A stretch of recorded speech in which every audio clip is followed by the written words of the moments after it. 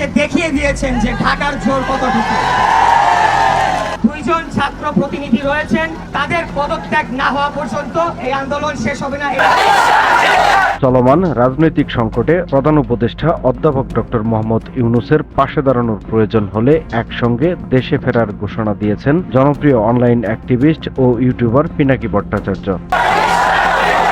একই ঘোষণা দিয়েছেন প্রবাসী সাংবাদিক ইলিয়াস হুসাইন ও সাংবাদিক কনক সারোয়ার।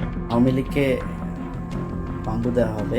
বাংলাদেশের চলমান রাজনৈতিক সংকট এবং অধ্যাপক ডক্টর মোহাম্মদ ইউনূসের পদত্যাগ ঘিরে গুঞ্জনের প্রেক্ষাপটে এই ঘোষণা দেন তারা। শুক্রবার বাংলাদেশ সময় দুপুর 11টার দিকে নিজের ফেসবুক পেজে দেওয়া এক পোস্টে পিনাকি জানিয়েছেন দেশের প্রয়োজন হলে এবং অধ্যাপক ইউনূসের পাশে দাঁড়ানোর প্রয়োজন দেখা দিলে পিনাকি ভট্টাচার্য, সাংবাদিক কনক সারোয়ার ও সাংবাদিক ইলিয়াস হুসাইন একসঙ্গে ঢাকার শাহজালাল আন্তর্জাতিক বিমানবন্দরে অবতরণ করবেন। ডক্টর ইউনূস একই বার্তা দিয়েছেন প্রবাসী সাংবাদিক ইলিয়াস হুসাইন। তিনিও পিনাকির দেওয়া ফেসবুক কার্ডটি নিজের ভেরিফাইড ফেসবুক পেজ থেকে শেয়ার করে লিখেছেন ইনশাল্লাহ।